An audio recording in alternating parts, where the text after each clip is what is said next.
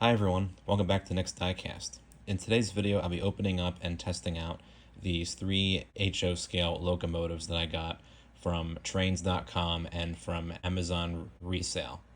I paid about $21 for this little steam locomotive that you see here, about $23 for this diesel, which is actually not what this instruction booklet is for. You'll see it when I get it out of the box, but it's actually a chassis system GP38-2.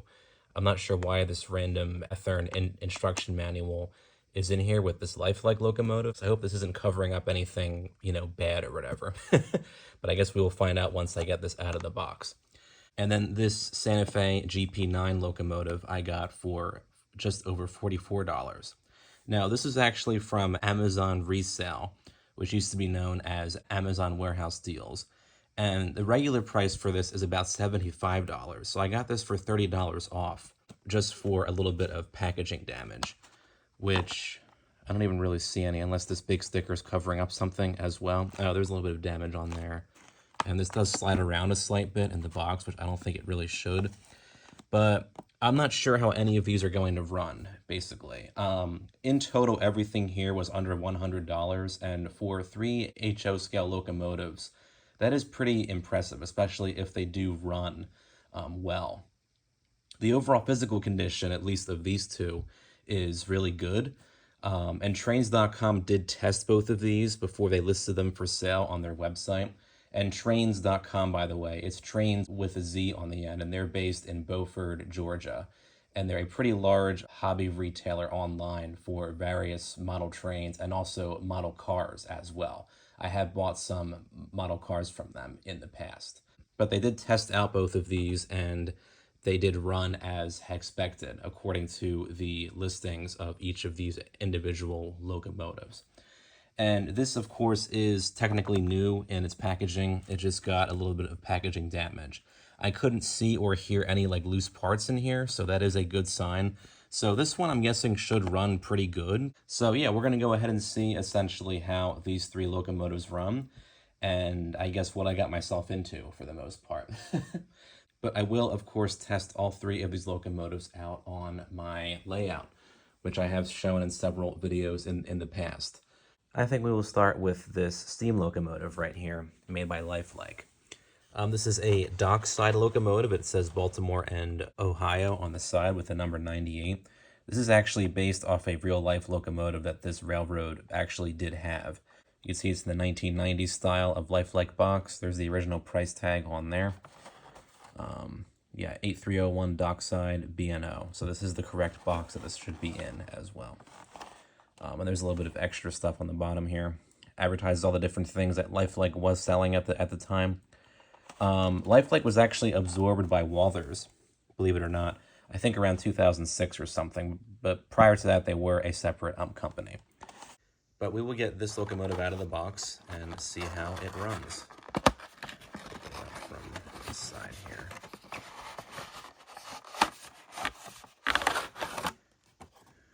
Go. There's the Baltimore and Ohio dockside.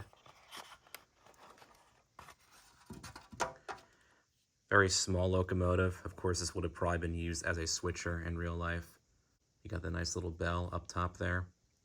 It does have the working headlight, and you have the 98 on the front. This does have the horn hook couplers that were typical for these Lifelike models back in the day. Bottom looks pretty nice. Looks nice and clean and everything. It does have the red paint for the window back there. Same thing on this side. You can actually see the motor in there too. The rails are made of separately cast metal pieces, which is nice to see. But we'll go ahead and see how this one runs. All right, here's the Baltimore and Ohio dockside up on the track here. And we'll see how she runs. We'll turn on the main power and then the power pack and give it a go. Sputters a little bit. There it goes. That clicking is normal, I believe. I have seen videos of this running, but wow. It's a fast little thing too. Wow.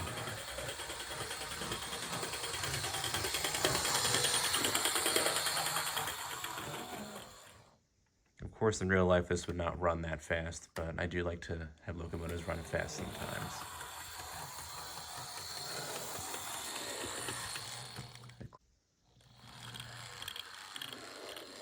That's just the sound of the gears moving around, I believe. Plus, this thing would be much louder in real life, I would think, if it were running.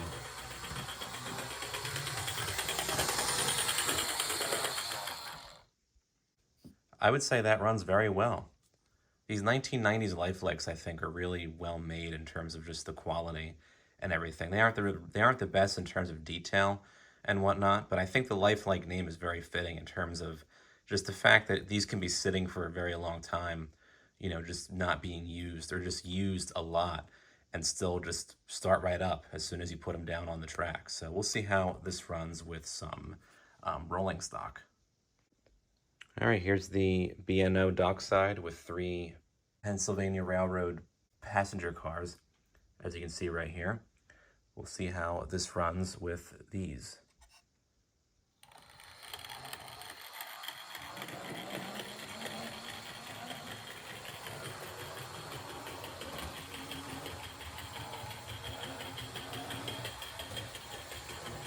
Well, I think aside from that click, this is a really good runner.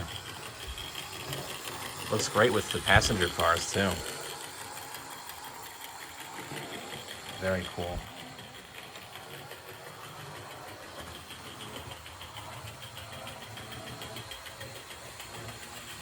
Definitely won't be running that fast in real life, once again.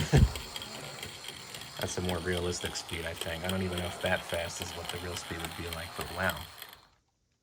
I think that was well worth the $21 for sure. And definitely looks good with these passenger cars, too. So I would say this one is a winner.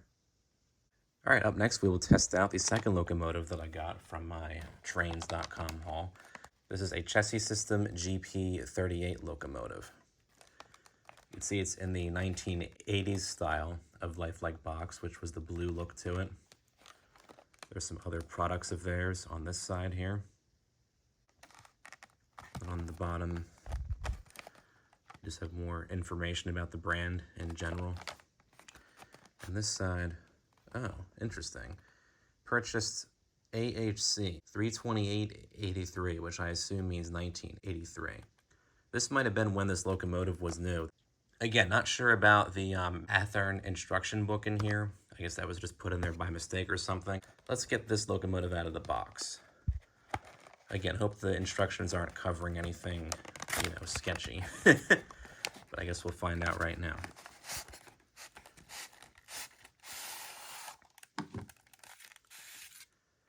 Oh, good. It's the correct locomotive. Looks really nice in the chassis system scheme, too. B&O 4810. Looks really cool. The styrofoam was always kind of tight for these older Lifelike models. And there we go. Wow, good looking locomotive. I do like the GP38 locomotives with the longer hoods on them. And the chassis system paint scheme looks really good on here. Kind of on the shiny side in terms of the plastic, so it looks a slight bit cheap in that sense, but I think, again, the paint scheme looks really cool on here.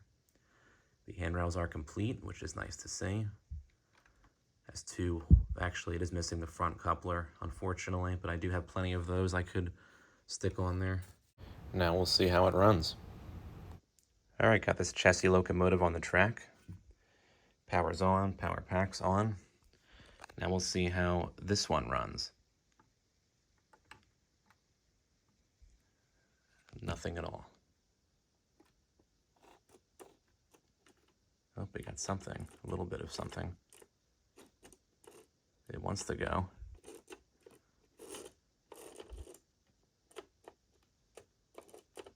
You can see the front truck moving around because it wants to go. It's going a little bit. Let's try to give it some more power.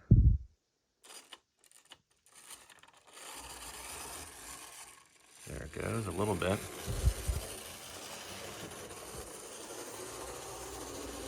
There it goes. And it stopped. Not sure if it's, oh wait, it's still going a little bit. Some things will stop. Anything wrong with the, no. This is just some random stuff I have here. It wouldn't impact the locomotive. There we go.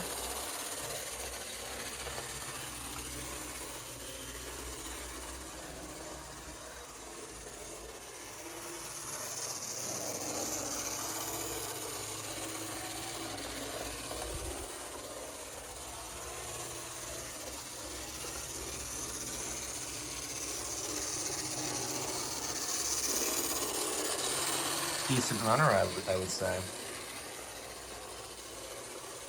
Did have some trouble starting, but not sure how long trains had this sitting in their warehouse or whatever, or when they actually tested it.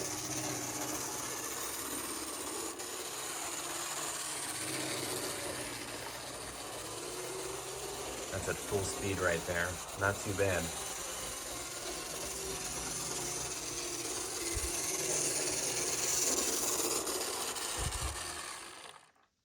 See how it runs backwards.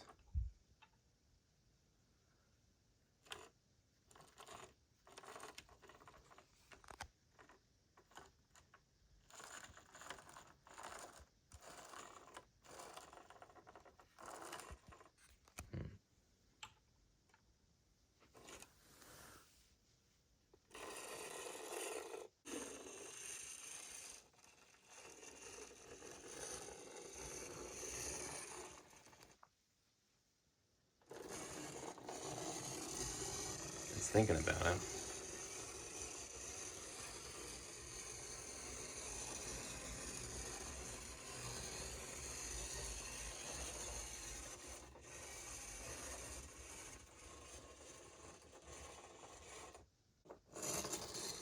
This just needs to be ran around a few times for it to get back in shape, I guess. But at least it runs forward in a decent way.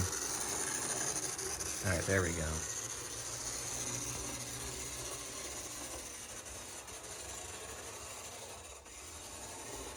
So yeah, this one obviously does need some work, but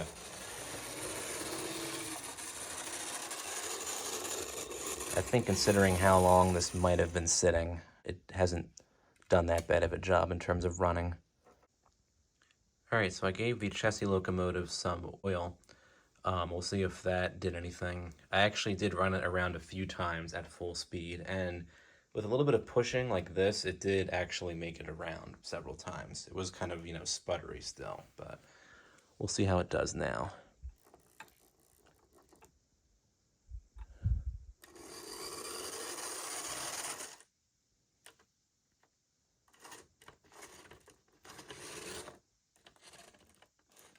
Sometimes you really have to run these around a lot until they get really, there we go. Of course, while I'm filming it, it doesn't want to, there we go. I keep speaking too soon.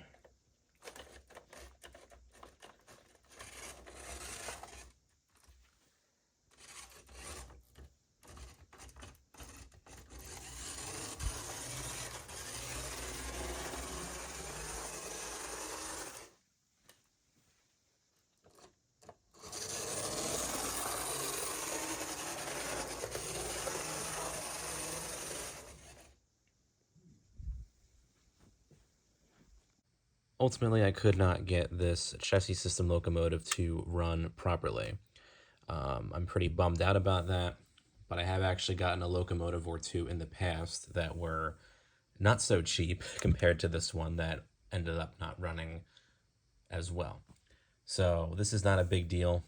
But I do have a dummy locomotive that's actually the same style or type as this one is. These are both GP38 locomotives. So I think for a future project, I might do a shell swap. I would like to get a version of this locomotive that does operate, though. I might try to go with a newer version, perhaps maybe a 1990s version, like this locomotive that I know will work. That was kind of unfortunate, but at least I do have the functioning steam locomotive that I got from trains.com. I do have another chassis locomotive right up there. So, I mean, it was doing full laps, but it was only doing full laps around the layout at full power, which isn't really a good thing. It should be able to operate at least half power without sputtering or stopping constantly. But the lifelike locomotives from this era are pretty much hit or miss. And who knows when trains.com actually tested out the thing, or I don't know what their test track is like. If it's just like a straight piece, it's like, oh, we'll do back and forth a few times and then move on. They don't probably have the time to invest in testing in every single locomotive that they have. I'm sure for a lot of the more, higher priced locomotives that they get in their warehouse, they will do more, I guess, in-depth tests on them. But I mean, this one at least worked very well, but this one not so much. But that being said, this would be very simple to make into a dummy locomotive, and there are various parts that I can salvage from this. All right, last but not least, we have this Walthers Trainline Santa Fe GP9M. I think earlier I said GP9, but it's actually a GP9M. Again, this was from Amazon Resale, which again is Amazon's, I guess, kind of sub-site where they resell items that were either returned or have damaged packaging or some other issues and therefore cannot be sold as new. This was only $44, and the price for the new condition version is about $74, $75. So a decent discount, I would say, for sure. You can see it's in the standard Walthers Trainline box they've been using in recent years with the logo down there. There's their slogan right there too. Same kind of information on this portion of the box. You got the name of the locomotive on the side. And then just more of their information on this side. Then on the back, you can't really see it with this giant sticker, but there, I guess, is some more information and images back here too. So we'll get this one out of the box. It was actually already open from this side. So I hope this is actually in new condition. Does still have, oh, okay. That's good. It does have the maintenance instructions in there. On how to maintain this particular locomotive. The different gears and everything. Nice. I thought this would have more. Maybe this is the only instruction thing that it comes with. Oh, wow. But this is still wrapped up. I don't think this was ever ran or taken out before. So we'll get this out. Really nice and heavy and everything too. The Walthers brand really does make nice locomotives for like a budget price, I think, for sure. And this certainly shows it here with this locomotive. It's got the nice classic dark blue and yellow paint scheme that Santa Fe freight locomotives were using probably for over 50 years. And the Burlington Northern and Santa Fe railways would eventually merge to become what is now known as the BNSF Railway. And BNSF actually did keep some of Santa Fe's locomotives in their original scheme and did not repaint them as the BNSF scheme that we now know of today. But wow. Again, Walthers, I think, is a really good brand in terms of budget HO scale trains, and they're very well detailed and are very good quality, I think, for the prices. So this looks to be in pretty much brand new condition, so we'll go ahead and see how it runs. All right, got the Santa Fe GP9M on the layout.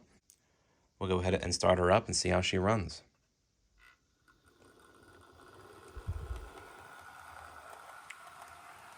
Nice, smooth, quiet, and quick.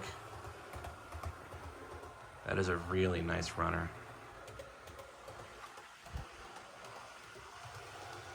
Kind of a higher speed. Not sure if the light's working in it though.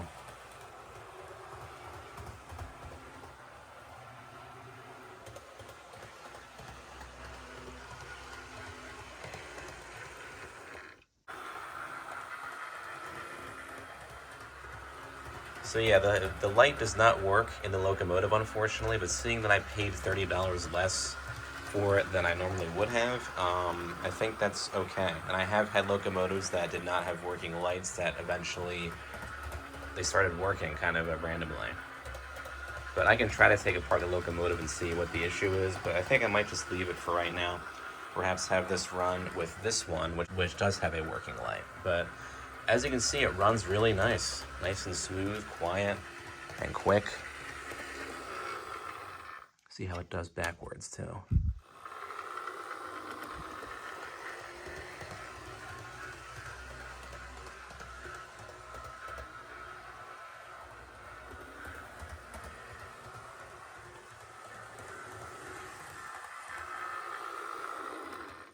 We'll see how this runs with some freight cars. I think I'm just going to switch it off with this locomotive, and then we'll see how it runs with this set of hopper cars.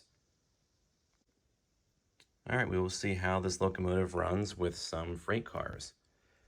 We'll start it up.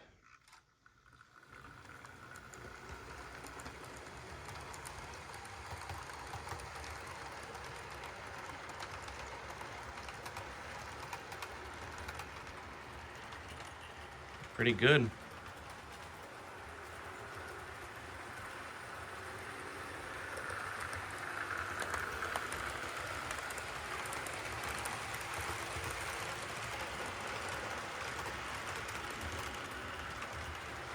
I'm impressed. That's actually a really nice runner.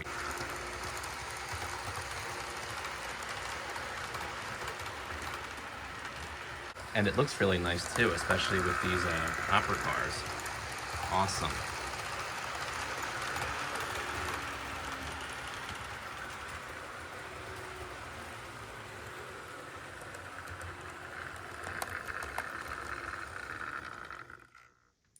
Well, I think in spite of the issues with that light, this is a really nice locomotive, and I think it runs quite well with this set of hopper cars too.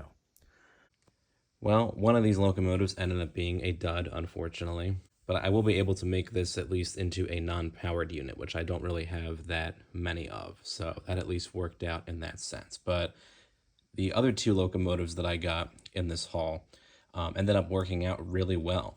In spite of the lack of the functioning light in this Santa Fe locomotive, it still runs really nice, really, smooth and quiet and everything, which I love to see. And the Dockside by Lifelike is also very impressive in terms of how it ran and just how it looks and everything too. So I'd say, in spite of those few problems that I encountered with testing out these locomotives, I am very satisfied with this haul. And I hope you guys enjoyed this video where I tested them out.